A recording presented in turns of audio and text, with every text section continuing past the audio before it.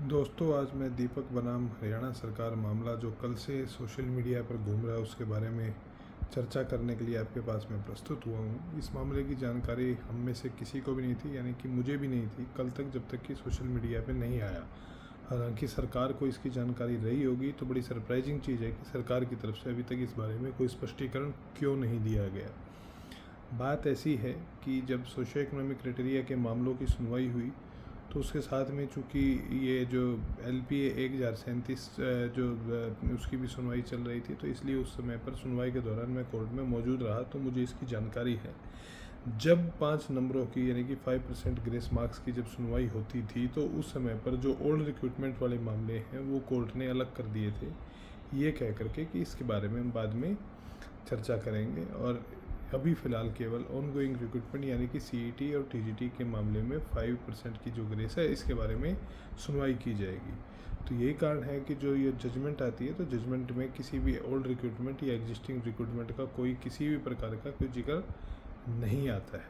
लेकिन किसी कारणवश या किसी भी कारण से यह मामला जो है कहीं ना कहीं मुख्य केस के साथ में, यानी कि सुकृति मलिक वाला जो मामला है उसके साथ में अटैच होकर के रह गया, जिसके कारण से एक ऑर्डर आया और वो रिपीटिशन भी अलाउ हो गई, और उसमें भी जो है सोशियो इकोनॉमिक क्राइटेरिया क्वाश हो गया। 11/2019 एडवर्टीजमेंट नंबर 11/2019 ALM वाली जो एडवर्टीजमेंट है उसके अंदर, जिसके कारण एक संशय की स्थिति कल से बन गई है कि क्या एग्जिस्टिंग रिक्रूटमेंट्स में से जो है 5 नंबरों का बेनिफिट भी चला जाएगा। तो इसका उत्तर यदि इस जजमेंट को पढ़े तो हाँ में आता है, क्योंकि सुप्रीम कोर्ट से भी यह अपील्ड हो गई है।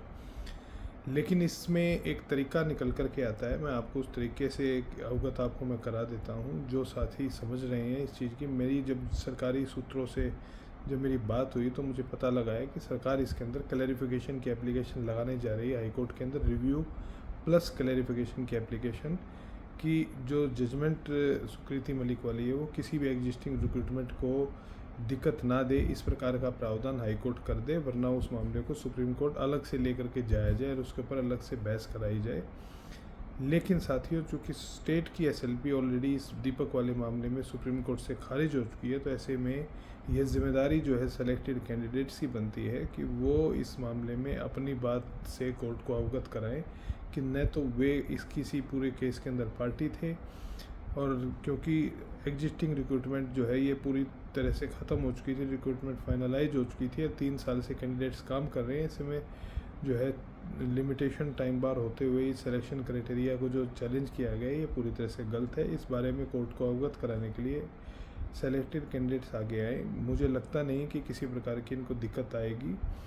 आपको जा कर के कुछ नहीं कहना कोर्ट में, केवल मात्र एक ही चीज़ कहनी है कि प्लीज़ आप इस बात को समझिए कि हमें पार्टी नहीं बनाया गया। और 2, जो CET का फैसला है वो चूँकि CET की रिक्रूटमेंट ऑनगोइंग रिक्रूटमेंट थी, तो हमारी रिक्रूटमेंट को इससे अलग किया जाए।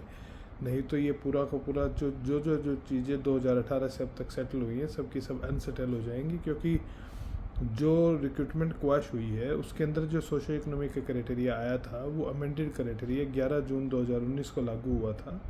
इससे पहले 13/2/2018 वाली जो आपकी जो नोटिफिकेशन थी जिससे ग्रुप C में ये क्राइटेरिया लागू किया गया था, उसे अमेंड किया गया था 11 जून 2019 में। 1-2 चीज़ें उसमें डाली गई थी।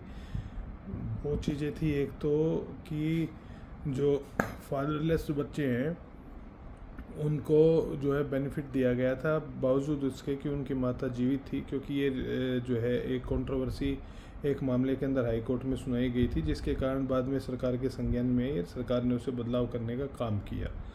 और दूसरा उसमें बदलाव था कि जो आपके नो गवर्नमेंट जॉब के मार्क्स थे उसमें पहले एप्लीकेंट वर्ड नहीं था, यानी कि यदि एप्लीकेंट सरकारी जॉब में है लेकिन उसके परिवार से कोई सरकारी जॉब में नहीं है तो वो बेनिफिट ले सकता था। तो ये जो एक प्रॉब्लम थी, अनोनिटी थी, उसे हटाया गया था। इसके अलावा उसमें कोई बदलाव नहीं किया गया था। तो 11 जून 2000 जो है आपका 19 का जो क्राइटेरिया था, चूँकि वो क्वाश हो चुका है, तो ऐसे में जो है एग्जिस्टिंग सभी रिक्रूटमेंट्स के ऊपर इसका फ़र्क पड़ेगा। तो इसको प्लीज़ जाकर के कोर्ट से क्लैरिफाई कराइए।